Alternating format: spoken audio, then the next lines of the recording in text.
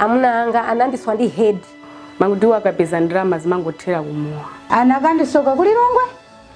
For most people, these are just news headlines, stories that keep them glued to the screens.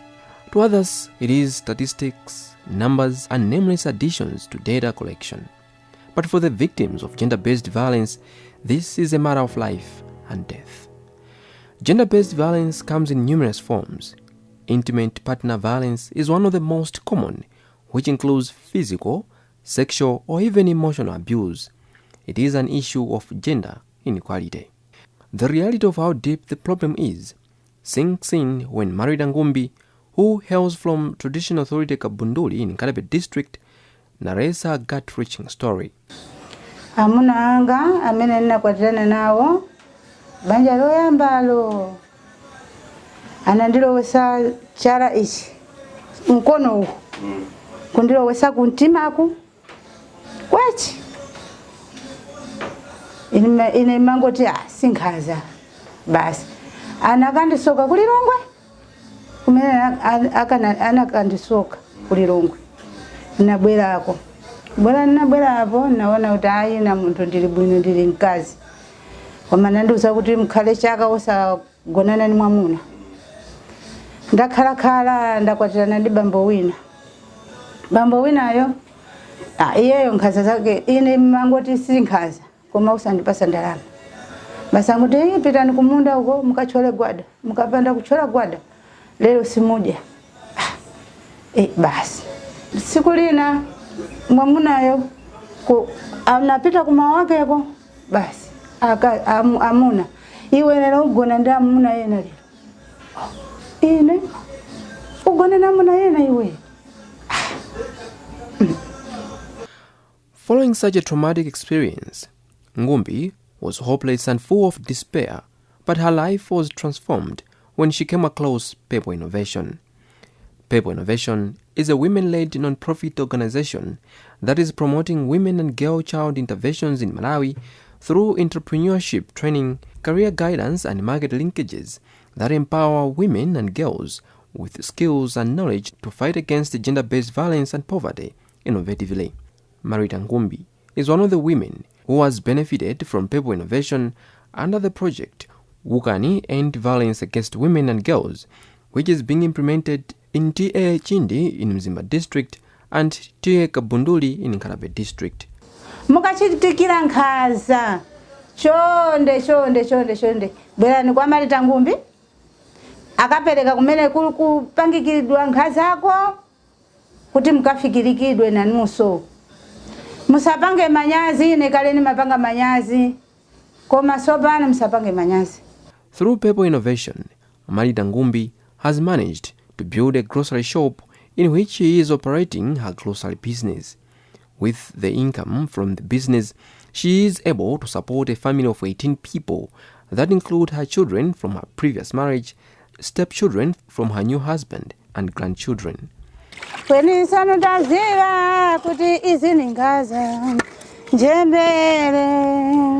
Margaret Chirwa from Traditional Authority Kabunduli in Nkalabe district is another gender-based violence survivor. For a long time, Margaret had been running a struggling hair salon with very few resources, which barely brought any profit. Because of this, Margaret relied on her husband's monthly salary, a situation that subsequently led to emotional abuse.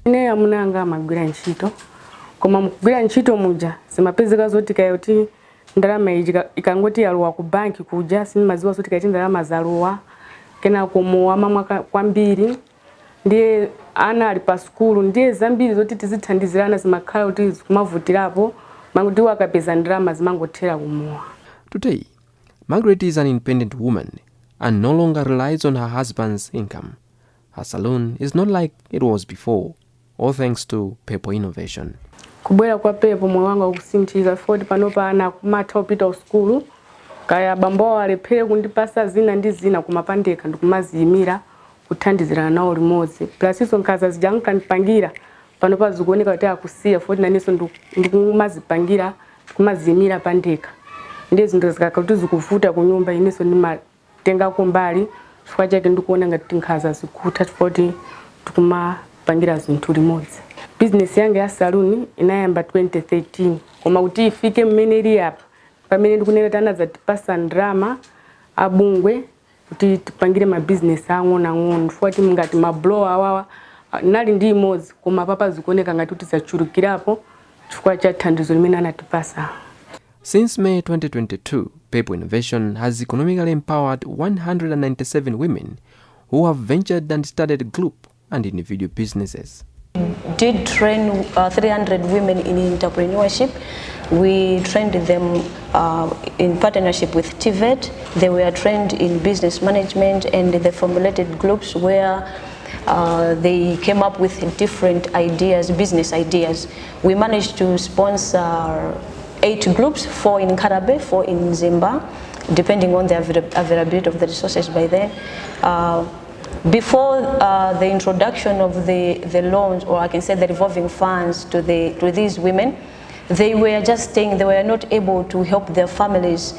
We could see that at least there is a need for someone to be empowered, because they were having a lot of problems, like they were not able to pay school fees, buy basic needs and all stuff. But after we gave them the revolving fund, they were able to make businesses as a group, and from those businesses they made profits. Those profits they distributed among themselves, and they are now doing individual businesses. They have the group business, but they also do individual businesses. So in the process of doing these individual businesses, they are able to take care of their families, pay school fees for their children, and manage to buy basic needs for their families. Purple Innovation works with all stakeholders at different levels. In both Mzimba and Karabe districts, the strengthening of community policing groups has led to increased trust between police and the communities. For example, in the area of traditional authority Chindi in Mzimba district, unlike previously, it had been characterized by violence, but now things are changing. And sopano akuziwa kuti nkhaza nchani, ndiponso kale azimayi amaopa kuti mwina akamsumire mwamuna wawo akapangira nkhanza. Mwina kumenyedwa kwenikweni akamenyedwa kutupa kwafusa mwatani akuti ndaziombesa kukhoma. Chisazonso ndine ndinapangapo. Padiso pangapa ngati mukuona bala amuna anga anandiswa ndi head. Komano chomwe ndinanena nditapita kuchipatala. Ndinabisa ndanena kuti khoma ndamenya kukhoma munali mdima. Adokotala ndifusa iyo ukunena zona limene ndiboza nyumba yokhala yako sizingatheke. Ndichisanzo china ndine muno wake ndinazipangapo. Kumbuyoko naziona kuti mavuto wadi aliko. Purple Innovation at least yatithandiza chifukwa taziwisa pena paliponse uthenga watani wafika. Azimayi akubwera okha umanyamu kumaza nena ayi neyo ndili ndivuta munanga mwakuti china chicho samafotokoza bwino iyaya ndimenya akumenyani pitana kuchipatala. Ndakapita kuchipatala kenako ndipamene maipanga lifa nkhanisha kuti tsopano ababa ankalowere uko. Iyo menyedwa yoka timaipanga lifa ku police timadikira soja nchani. Fobwa mwana tiphunzitsira pa case management anatuza kuti siwona kaye nkhaniyo. Kuti kodi nkhani momwe yabwerera pali chiopsezo china chilichonse kapena iyayi. Tikaona kuti pali chiopsezo timaipanga pombo. Koma tikaona kuti mwina chiopsezo kweni palibe. Ngani chati maipanga lifa tingaipange kuti mwina zongo kanga na zambanje timaipanga lifa kusivesu akakambirani konko. Ndizasida ndithu chifukwa azimayi ambiri kumabwera ku office kuchita kugogoda kuti inenda chitiluda nkhaza. Pomwe kale amabisa komanso samaziwa chifukwa kuti samaziwa kuti tikapereka kuti nkhaza zikatichitikira. Malaulila Chiwaka, the chairperson of the Area Development Committee in the area of Traditional Authority Chindi, says previously women were not aware of some of the abuses, but since the coming in of Purple Innovation, the narrative has changed. Kweni chuchitika choyamba nditaonera kuti anthu ambiri mbali ya kunoko ali ndi malingaliro okagwira ntchito ku South Africa. Deno akapita ku South Africa amawasiya amayi ndi ana paokha. Ndiye imakhala vuto loyamba imene. Ndiye kuti akachoka mwamuna amamsiya mkazi ndi ana paokha. Ndiye pamakhala vuto kuti mkazi uja apeze chithandizo cha iyeyo ndi ana pomwe mwamuna ali kujoni. Ndiye akapitanso ku South Africa amakakhala mwina nthawi yayitali 5 years or more than 5 years ali ku South Africa amayi paokha. Chinanso chachiwiri dera la kunoko anthu ambiri amakondanso nkhani zolezera nkhani ya mowa monga angoni leno kuzera mu nkhani za mowa zimapezekanso kuti akazi ambiri amapezaso mavuto chifukwa chakuti anthu ambiri nkhani za uchidakwa ndithu timakhala pansi kumalangiza nthawi zambiri kuti tipeze mpata kuti talangize timakhala kuti maitenza msonkhano pa mfumu kuti anthu tikhale pansi kuyang'anisisa kuti koma uchitidwe ngati umenewu tisamautere iye chifukwa tikuzionongera sogolo lathu kwa Mulungu anatilenga ife tikhale mzikoli osati tikhale ni zopangirana nkhanza iye olina waliyonse alini ufulu okhala ni moyo utenga mmene ndinganene kuti tonsefe ndife Malawi tena kuti tikhale pansi bwinobwino nikuunikirana kuti moyo umene tikuchitawo sini moyo wabwino iye tena kuti tonsefe tikhale omasukirana komanso osapangirana nkhanza iye ndiye tena kuti wina ngati akupangira nkhanza zake tena kuti mtenge munthu ameneyo kupitisa ku polisi. Purple Innovation is implementing the project through technical and financial support of Women's Peace and Security and Spotlight Initiative through UN Women. Before the inception of the project, we did a baseline survey where we discovered that people, mostly women, were not reporting cases. Whenever they have been faced with any violence, through be it in their families, they could not go and report the cases so that they can get help that is needed. But after the implementation of the project, we sensitized the community through different activities that we've been doing throughout the project. People now have started reporting cases.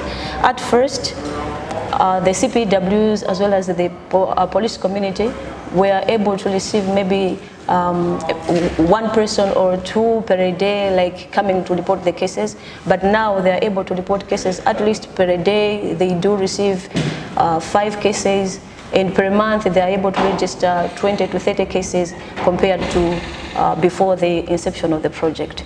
Purple Innovation do not work as an island. We do work with local structures on the ground as well as the district gender officers and social welfare office. So the implementation of the project, we do work with the local structures on the ground. These local structures are being trusted by the community. They are equipped. They have been trained by the gender officers and the social welfare. They are able to handle cases. So we believe that even if Purple Innovation moves out, there is a possibility of sustaining the project. They will be able to report cases and provide good case management. The survivors of gender-based violence, through the experience of abuse and empowerment, can now see a different role for themselves in the society.